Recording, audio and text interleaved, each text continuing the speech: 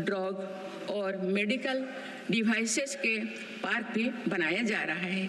हमने रोजगार के अनेक नए अवसर उपलब्ध हो रहा है। माननीय सदस्यगण, भारत में आधुनिक और आत्मनिर्भर कृषि व्यवस्था हमारा लक्ष्य है। मेरी सरकार किसानों को फसलों का उचित दाम दिलाने और उनकी आय बढ़ाने के लिए समर्पित भाव से काम कर रही है।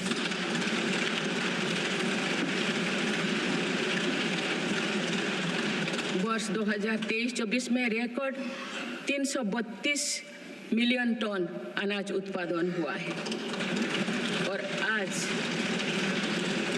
आज भारत विश्व का सबसे बड़ा दूध, दाल और मसालों का उत्पादक है। सरकार ने खरीफ और रबी फसलों के MSP में निरंतर बढ़ोतरी की है। पिछले 10 दशक में धान, गेहूं, दलहन, तिलहन और मोटे अनाज की खरीद पर 3 गुना ज्यादा राशि खर्च की गई है।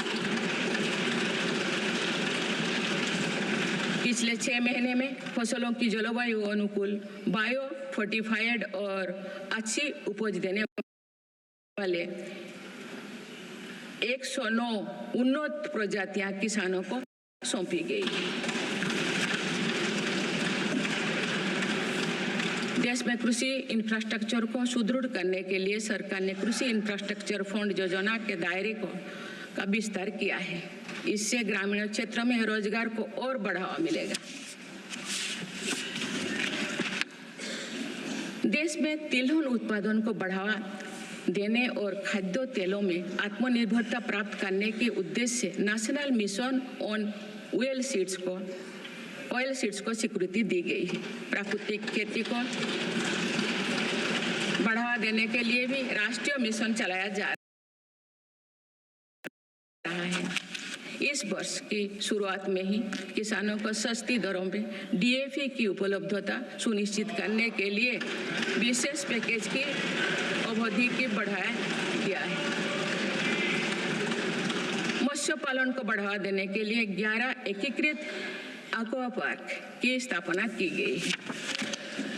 माननीय सदस्यगण, कुछ सप्ताह पूर्व ही भारत मौसम विज्ञान विभाग के 150 साल पूरी हुई है।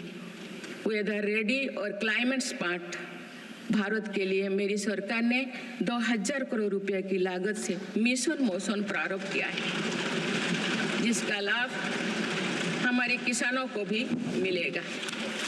बाबा साहेब अम्बेडकर के विजन पर चलते हुए देश के सूखाग्रस्त इलाकों में सिंचाई और पीने के पानी उपलब्ध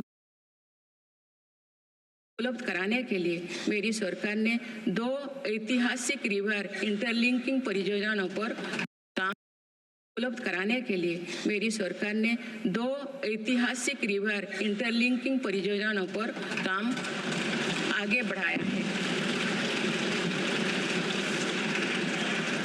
40,000 करोड़ रुपया से अधिक लागत की किन बेतवा लिंक परियोजना में मध्य प्रदेश और उत्तर प्रदेश के लाखों ग्रामीण भाई बहन का लाभ मिलेगा। संशोधित पार्वती कालीमेघी चंबल लिंक परियोजना में राजस्थान और मध्य प्रदेश में सिंचाई और पीने के पानी की आवश्यकता की पूर्ति।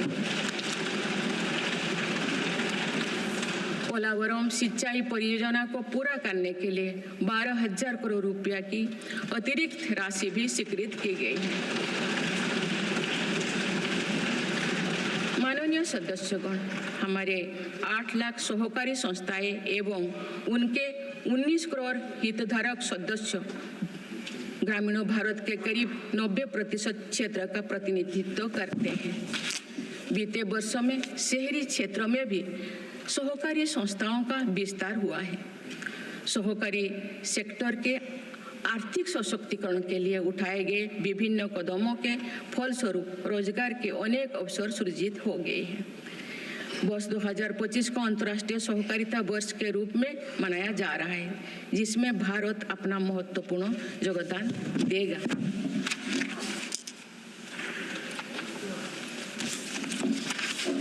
माननीय सदस्यगण, हम जब राष्ट्र के विकास और उपलब्धियों की चर्चा करते हैं तो वास्तव में हम राष्ट्र के नागरिकों की क्षमता एवं उपलब्धियों का ही उल्लेख कर रहे होते हैं।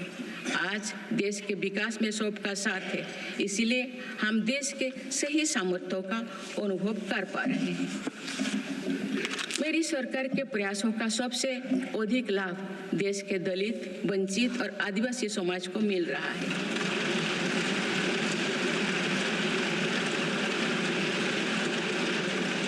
आजादी के दशकों बाद भी हमारे जिस जनजातीय एवं आदिवासी समाज की उपेक्षा होती रही, मेरी सरकार ने उसके कल्याण को पहली प्राथमिकता दी है। धरती आबा जनजातीय ग्राम उत्कर्ष अभियान